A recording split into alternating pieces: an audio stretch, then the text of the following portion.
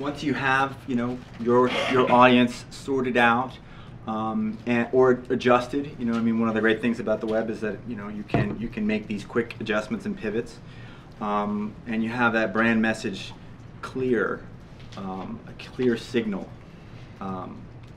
Then you have to develop, obviously, content that will draw an audience, that will build an audience. And to talk about that, we have Amy Wang, who is one of 5 mothers who work here at the Oregonian in the newsroom, and blog and do a column called Omamas. Thanks, Cornelius, and thanks for coming in. We have a slightly different perspective coming at this from most of you, and so, you know, I hope that some of this fits simply because we were launched by a mainstream media organization and we still work in there. So I know that the caveat for what I say is that, you know, we have the advantage of this huge organization behind us, which is a little different from some shoestring affairs, you know, trying to start from scratch.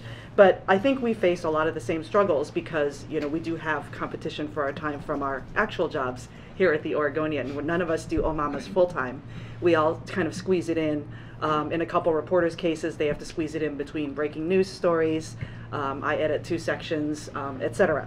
So the first, with that caveat out of the way, we sort of almost came at the content piece at the same time as we arrived with the brand.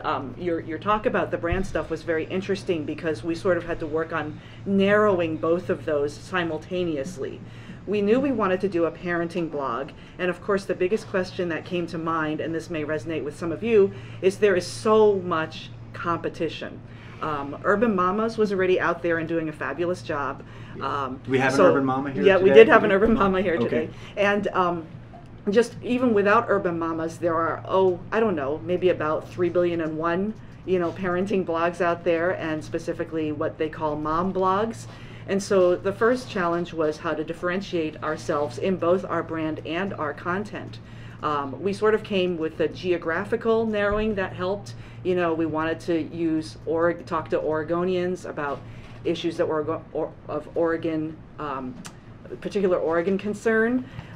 We knew that we wanted to focus on challenges of parenting. That was another way to differentiate ourselves because a lot of the mom blogs out there are first person, or they come at it through the lens of raising, you know, food or making food, or, you know, crafts, that sort of thing. We wanted to be a little more generic about challenges.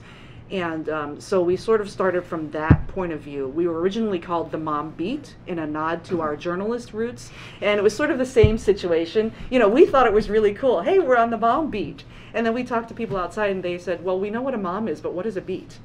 And so we realized very quickly that that had to change. And so after some brainstorming, we came up with, well, we're at the Oregonian and we're in Oregon. And here at the Oregonian, we tend to refer to ourselves as the O. So we like the letter O. And then we went with mamas. There was some debate over whether we should try to use the word parent in there somehow as a nod to dads as well. But in the end, we decided that we were all 5 of us moms, and we just went with Omamas. The only lingering residue from that was we came up with the name sort of around the time that a certain guy named Barack Obama came onto the national stage.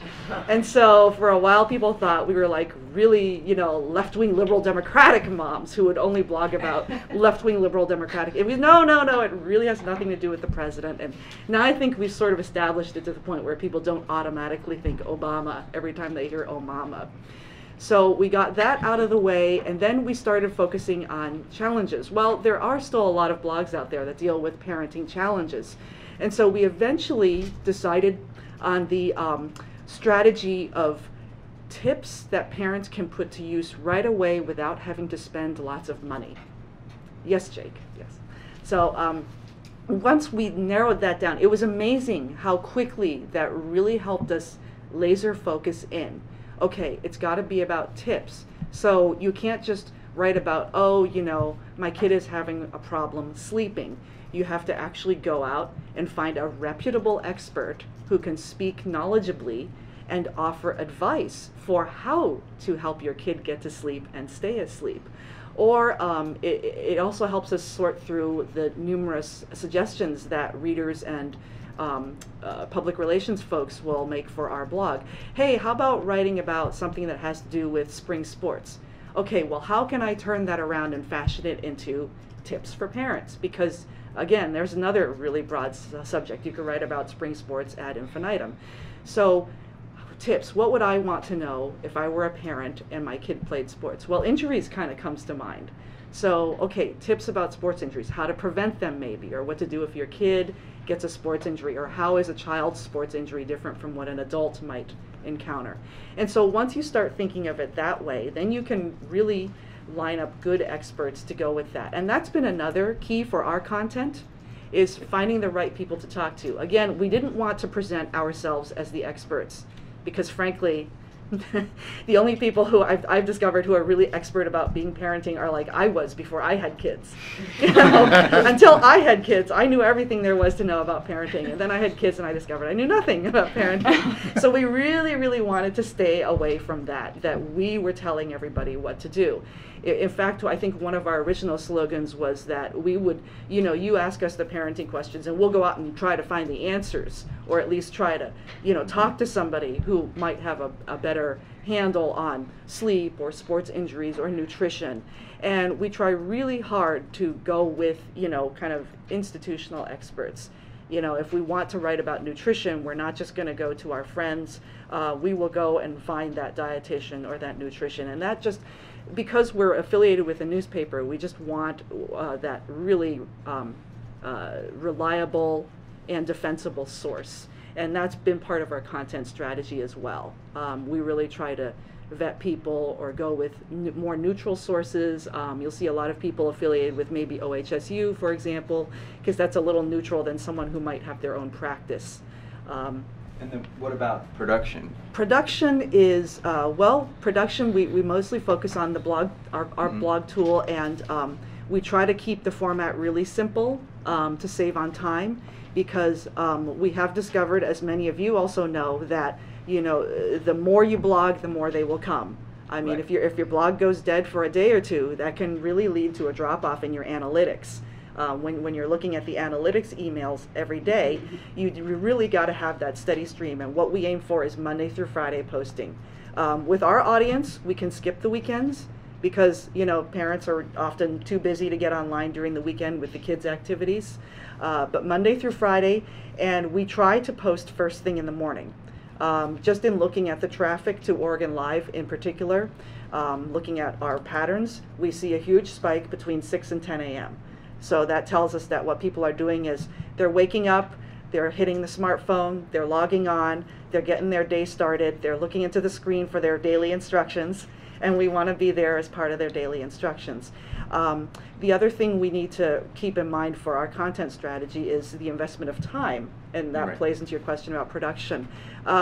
Just in general, working at the Oregonian and posting at OregonLive.com, we have found that, you know, the amount of time you invest in a post can sometimes have no correlation with the amount of attention it gets.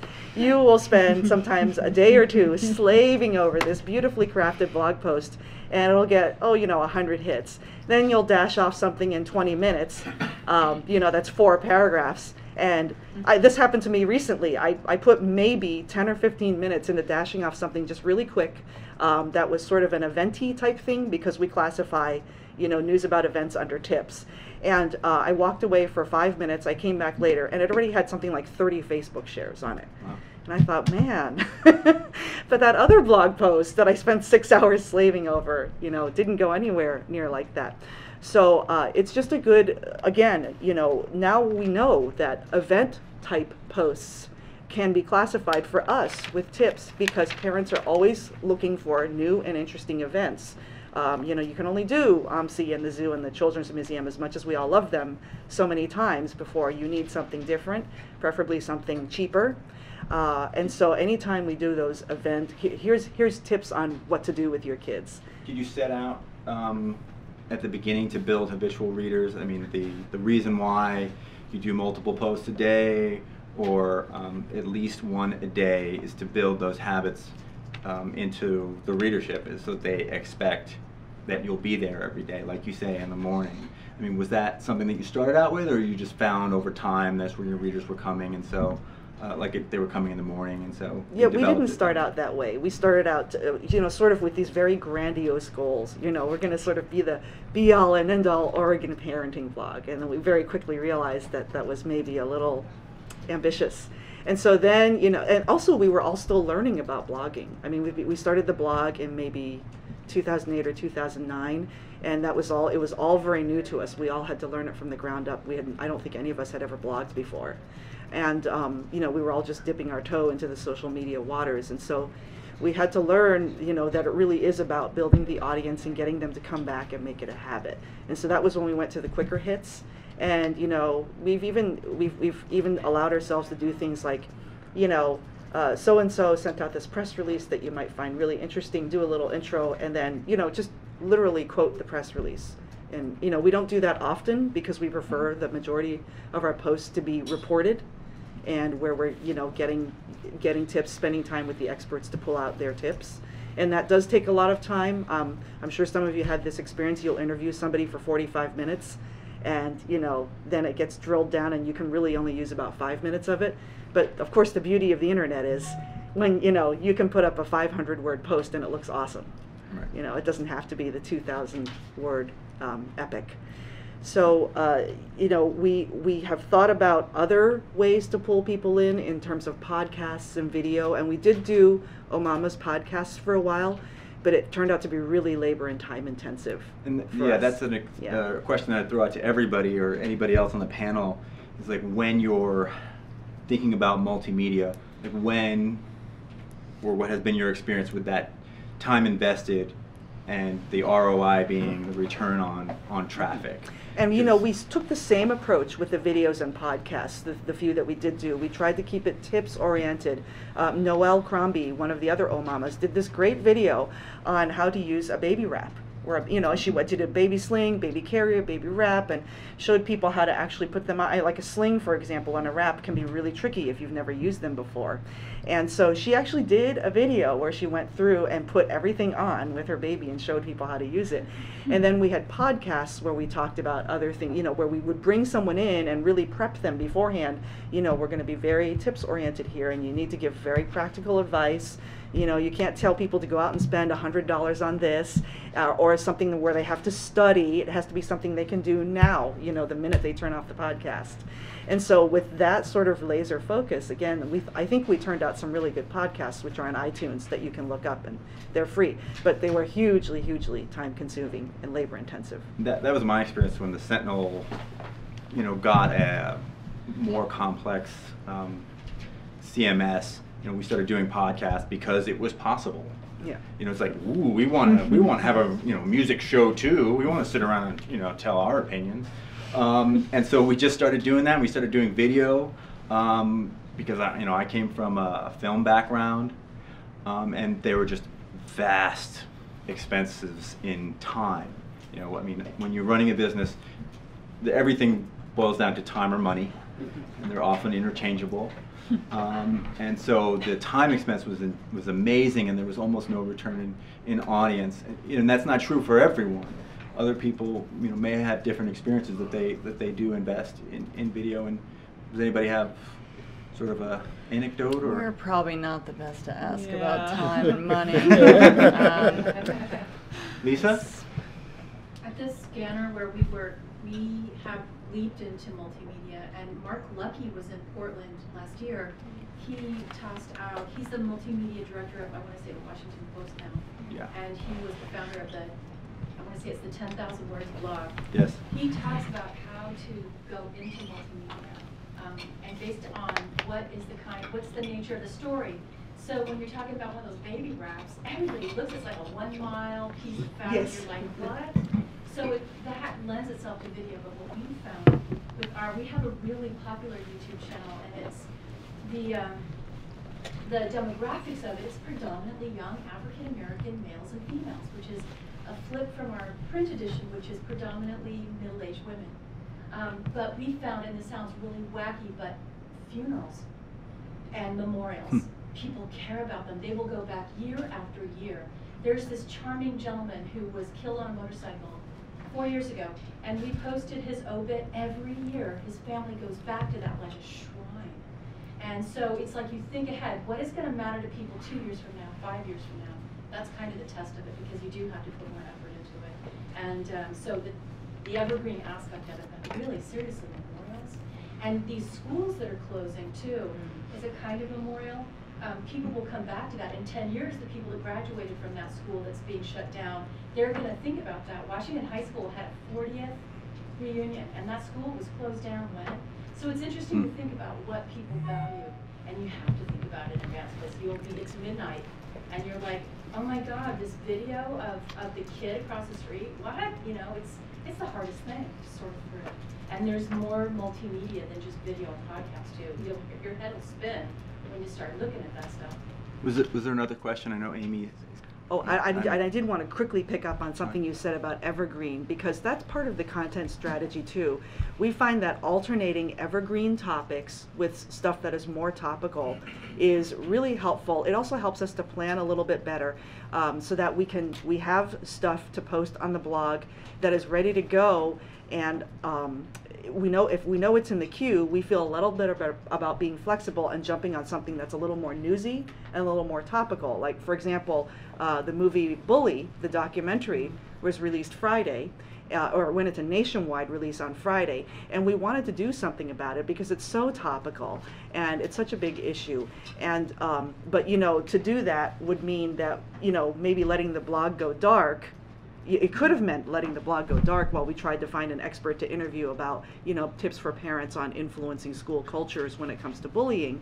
And so having those evergreen posts that you can do when there's nothing really hot going on, and just having those scheduled on the blog to go up, like ideas for places to take your kids to, or places to schedule your kid's birthday party. That's evergreen. In fact, we did do that post in 2009, and I still hear about it from people. People will come up to me and say, oh, I remember Omamas did that post on good places to have your kid's birthday party indoors, because it's Oregon. And, that still gets hits 3 years later. And how much story planning are you doing in general? I mean, how far in advance are you planning out your week? Maybe and writing it? Not too long, a week at a time, because we're doing interviews, so much of it depends on when we can schedule. I mean, there's this one guy that I've been trying to pin down for literally 3 weeks for an interview. So that can bollocks up your schedule as well. And so you have to have these sort of one-off posts in your back pocket that you can just plop onto the blog when that source isn't getting back to you in a timely manner. Becca, do you have a question? I just wanted to add something to the multimedia discussion. So something that's worked really well for me, and this hasn't been intentional, it's just been what happened, was sometimes I've partnered with people who, I should probably say, my blog is First Ways. It's about urban foraging, about edible and medicinal wild plants. So I've actually been interviewed by people who do podcasts, or I've been interviewed by people who just do videos. That's their thing. One was, for example, some students at the, I think it was the University of Oregon. Is that right? Is that the one in PG? Mm-hmm. Right. Yes. So they came up and they did one, and it was really professionally done. It took really no time investment for me, and that one went viral on YouTube and got 250,000 hits, and just was amazing. Yeah. So I found that those have been better at driving traffic for me, and they've been a great way that I don't have to spend a lot of time and energy doing something I don't have skills in. Like, I don't know how to do a podcast. I would have to, when I've tried to make my own videos, I had to hold my digital camera out to do it, and they look really silly, so that's just a thought, just partnering with folks who might be journalists and be looking for your particular expertise or niche. Any other questions? Oh, Eric? So, does the Oregonian sales team sell Omamas as a separate, or recognizable property separate from everything that's on Oregon line? That is a good question, and I don't know the answer to that. Okay, and kind of a related question, how does the Oregonian assess your performance? Is there an ROI calculation? Do you know how you perform at an analytics level compared to other content on Oregon line? We do get a daily analytics report, and the Omamas, I know I do, and at least 2 of the other Omamas do get a separate email with Omamas pulled out, so we can see the daily traffic on Omamas. And so that gives us an idea of what our average number of daily uniques is, And then we also get it over a 2-week period, and so we can really see when a particular post has really spiked traffic up.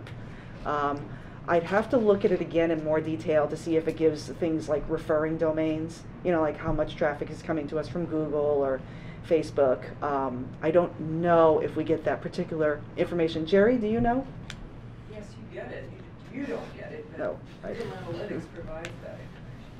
Well, I don't think we get it from Google Analytics. We have another source Use that provides our Omniture. analytics. Yeah. Yeah, we have Omniture. Ali, maybe you know more What about it. I'm sorry, I was talking to the lunch people. Do you know whether they break down traffic for Omamas particularly? Does Omniture do referring domains information for individual blogs? We can search our traffic in a number of custom ways, but one of the ways that we can is we can look at, you know, what other sites they're coming from, social media sites, or if another site were to post about the Omamas post and link to it, sometimes that will bring us a lot of traffic. Or other like bookmarking sites, social bookmarking sites like Reddit or things like that. But yeah, we can take a look at that for any blog or post that we have. Kind of a follow-up question on that. Do you have specific instructions from your senior editors to not spend X amount of time, or do you know what I mean? Are you getting that kind of feedback about how much of your time and energy you're allowed to put into the blog or directed to put into it? No, we're kind of on the honor system. So, no, but you know, in seriousness, I mean, we all are very clear in our own minds that Omamas is secondary to our actual job titles. So, you know, it's just, you juggle. You know, you just try to stay really organized and try to carve out some time for Omamas whenever possible.